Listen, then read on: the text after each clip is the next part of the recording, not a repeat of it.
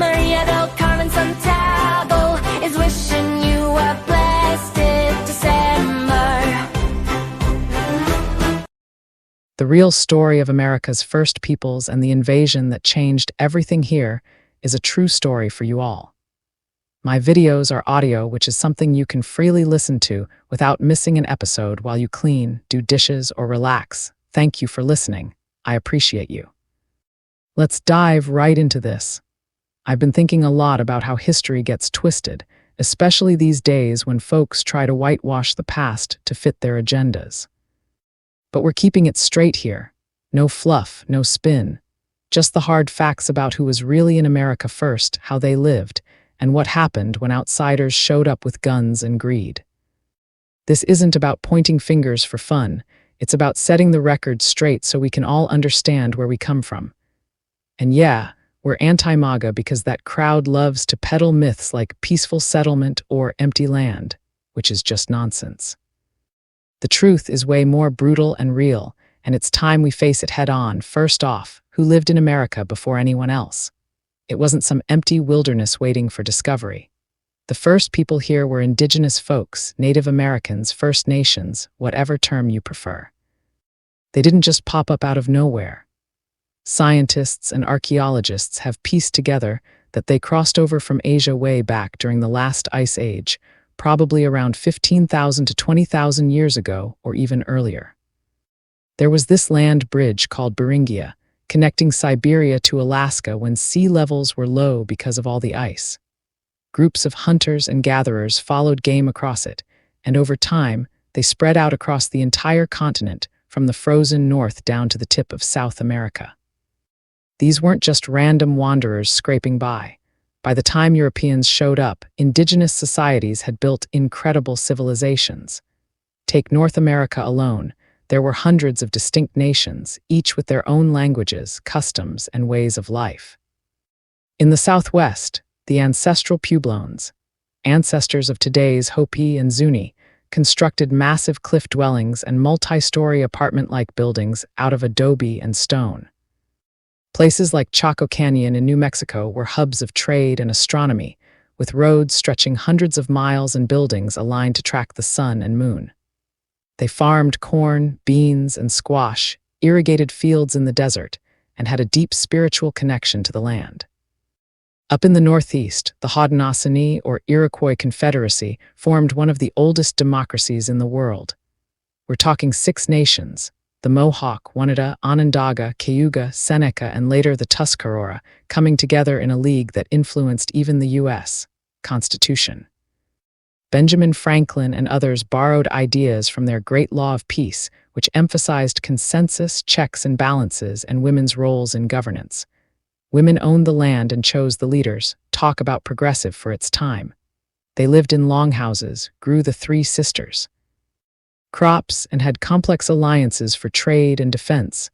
Down south, in what's now Mexico and Central America, the Maya blew minds with their cities like Tikal and Chichen Itza. They had writing systems, calendars more accurate than Europe's at the time, and massive pyramids for ceremonies and observations. The Aztecs built Tenochtitlan, a floating city on Lake Texcoco that's now Mexico City with canals, markets feeding hundreds of thousands, and aqueducts for fresh water. In the Andes, the Inca Empire stretched over 2,500 miles, with roads better than Rome's, terraced farms on mountainsides, and a system of record-keeping using knotted strings called quipus. They didn't have wheels or horses, but they engineered suspension bridges and stored food in massive warehouses to feed their people through tough times. Even in the Great Plains, groups like the Lakota and Cheyenne weren't just nomads chasing buffalo, though they did that masterfully on horseback after horses arrived via Europeans.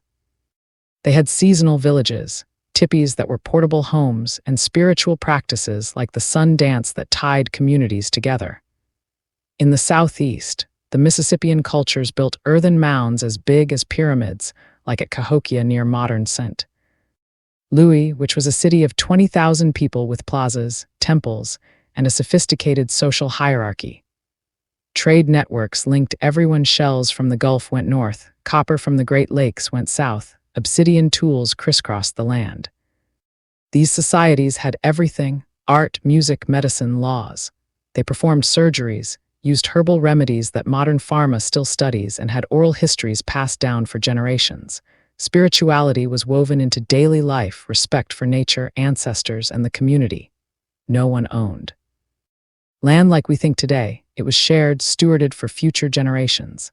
Conflicts happened, sure, wars over resources or territory, but nothing like the wholesale destruction that was coming. So, who invaded? It started in 1492 with Christopher Columbus, backed by Spain. He wasn't some heroic explorer discovering a new world. He was a guy looking for a shortcut to Asia for spices and gold, and he stumbled into the Caribbean. He thought he'd hit India, hence calling the people Indians. But from day one, it was invasion. Columbus and his crew enslaved locals, demanded tribute, and spread terror. Spain followed up with conquistadors like Hernán Cortés, who toppled the Aztecs in 1521 with a mix of guns, horses, alliances with rival tribes, and sheer brutality. Francisco Pizarro did the same to the Inca in 1532. Portugal grabbed Brazil, England eyed the East Coast, France the Mississippi Valley, and Canada, the Dutch New York. They didn't come as peaceful immigrants. These Europeans arrived with superior weapons: steel swords, firearms, armor, and a mindset of superiority fueled by the doctrine of discovery, a papal bull saying Christian nations could claim heathen lands. It was basically religious permission to steal. Ships loaded with soldiers, missionaries, and settlers poured in, claiming everything in sight for their kings. The English at Jamestown in 1607 and Plymouth in 1620, those were beachheads for empire, not quaint pilgrim tales. The French fur traders. They allied with some tribes but displaced others. It was all about resources: gold, silver, furs, timber, land for farms. What happened next was a nightmare that unfolded over centuries. First, the diseases.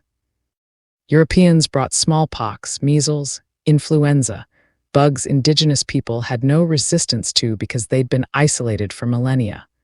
Whole villages wiped out overnight. In Mexico, the population dropped from 25 million to under 1 million in a century.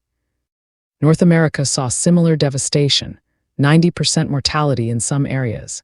It wasn't intentional at first, but later, folks like Lord Jeffrey Amherst deliberately gave infected blankets to tribes during Pontiac's rebellion in 1763. Biological warfare, straight up. Then came land grabs. Treaties were signed under duress, promise protection or trade goods, then break them when convenient.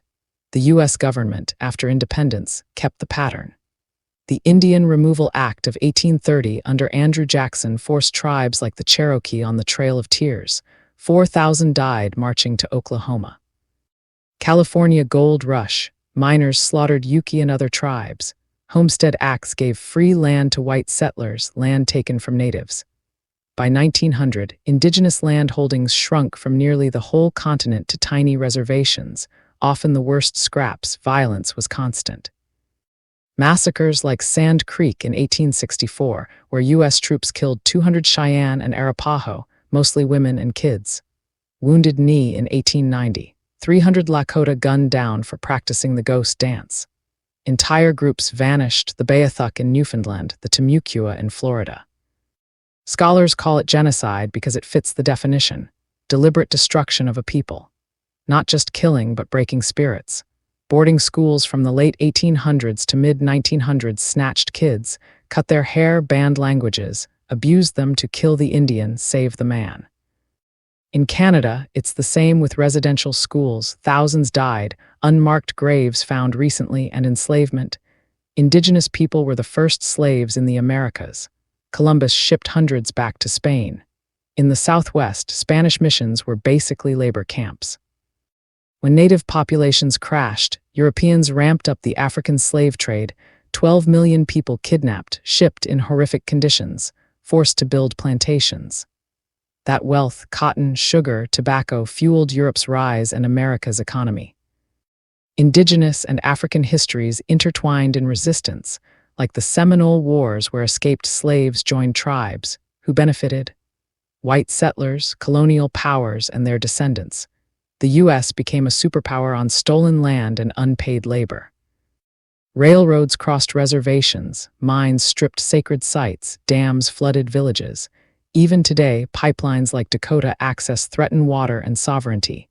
But let's be clear, indigenous peoples didn't vanish. There are over 570 federally recognized tribes in the US. Millions of people keeping cultures alive. They fight in courts for treaty rights, revive languages, lead environmental movements. Think Standing Rock in 2016, water protectors standing against oil interests, what's often misunderstood, that this was inevitable progress or manifest destiny. Nah, it was choices, greed over humanity, power over partnership.